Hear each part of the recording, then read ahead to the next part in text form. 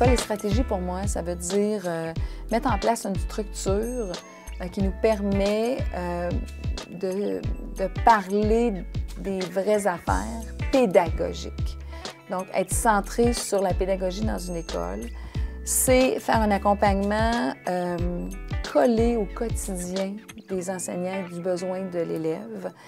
C'est prendre conscience qu'on doit mettre en place, je vais le faire avec mes mains, là, mais on doit travailler en entonnoir pour arriver à cibler la bonne clientèle et mettre des actions qui vont être efficaces. Quand on a commencé au début, c'était beaucoup plus un discours qui était centré sur les besoins de l'école, les besoins de l'équipe, les besoins des individus, des enseignants, alors que maintenant, c'est un discours vraiment plus pédagogique. On se pose les bonnes questions, on se pose des questions sur « oui, mais l'élève, lui, finalement, ça va changer quoi? » Ça a été une de mes plus belles années côté pédagogique parce que je voyais pas toujours, je comprenais pas toujours ce que je pouvais apporter aux élèves ou ce que les élèves pouvaient m'apporter. Je pensais vraiment en fonction de prof. OK, il faut que je leur enseigne le contenu et tout ça. Mais le comité de pilotage m'a permis de voir, non, tu sais, ta pédagogie, tu sais, dans le fond, c'est important d'être centré sur l'élève. Ce que je faisais, peut-être, pas que je le faisais pas, mais tu sais, j'étais centrée sur ma job de prof.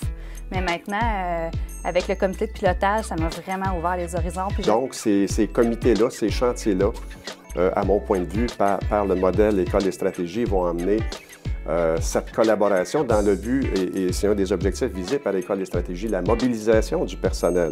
Donc, c'est ce qui fait que c'est motivant de le faire parce qu'on le sait pourquoi et on sait que c'est en bout de ligne pour la réussite de nos élèves. Si je compare, dans le fond, l'accompagnement que j'ai fait dans l'école, que j'ai accompagné intensivement, si je recule d'il y a 3 ans à aujourd'hui, ce que je vois comme changement, au niveau de la mobilisation, les gens vont prendre plus en charge facilement. Exemple, la rédaction du compte-rendu, des tâches à faire. Ils se sont même proposés. Il y a une personne dans l'équipe qui, cette année, à la fin de l'année, a dit « Moi, je vais faire un bilan. » Elle a fait un bilan de ce qui s'est passé, puis où est-ce qu'on devrait recommencer à l'automne prochain. Puis quand la direction a demandé aux autres responsables de chantier, bien, qu'est-ce que vous en pensez? C'est une stratégie qui serait gagnante. Tout le monde a adhéré, tout le monde le fait. Et au niveau des effets, bien, des gens qui croient à l'avancement, à l'amélioration de la réussite. Donc, ça, c'est un impact. Des gens qui se mobilisent, des gens qui comprennent à partir d'activités, qui comprennent mieux le sens des actions à poser pour être efficaces. Donc, des effets directement sur les pratiques en classe. Ça nous a amené, nous, à définir des pratiques gagnantes plutôt que d'essayer des pratiques puis de ne pas savoir. Donc, être collé à la recherche plutôt que d'être en réaction, nous sommes en action. En faisant partie du comité de pilotage, j'ai compris c'était quoi la part. Puis en ramenant ça au chantier de français aussi, que j'étais porteur du dossier, là, ça m'a permis de me rendre compte, OK, on a des objectifs dans notre plan de réussite, mais est-ce qu'on les lisait, mais sans trop prendre conscience de l'importance. Mais en faisant le travail qu'on a fait en chantier de français, en comité de pilotage, on a fait comme un entonnoir, puis on a vraiment été cerné, je trouve, ce qui était dans notre plan de réussite. Suite à l'analyse de notre plan de réussite, on s'est rendu compte qu'on avait beaucoup de moyens, que la plupart étaient universels, mais qu'on manquait de moyens ciblés.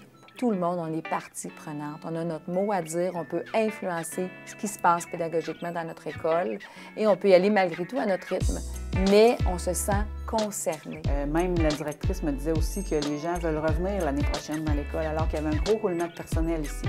Les gens maintenant savent ce qui va rester comme tâche et disent « Moi, si tu viens me chercher, ça me ferait plaisir de revenir travailler à l'école. » Je pense que ça, c'est des indices qui nous font dire qu'il y a une mobilisation puis que les gens sont beaucoup plus pédagogiques, centrés sur les élèves. Quand je les vois sur le cadre de porte en train de se parler de stratégie, puis j'ai essayé telle chose, je vais voir tel élève, je veux travailler de la fluidité, Moi, ma paye est gagnée, définitivement. Quand on rentre dans mon bureau, on me dit « Madame Hélène », et là, on parle pédagogie, on parle développement, on parle de mettre en place des projets à connotation pédagogique et pas juste éducative. Ça, c'est un effet de cet accompagnement-là, j'en suis certaine. Ça n'est pas tout seul, là. Je pense que la démarche École et stratégie a mobilisé mon idée. Depuis que je suis en direction d'école, j'ai tout le temps eu espoir qu'un jour, j'allais courir derrière une équipe école parce qu'elle allait être trop proactive. Je suis pas rendue là, mais je suis pas loin.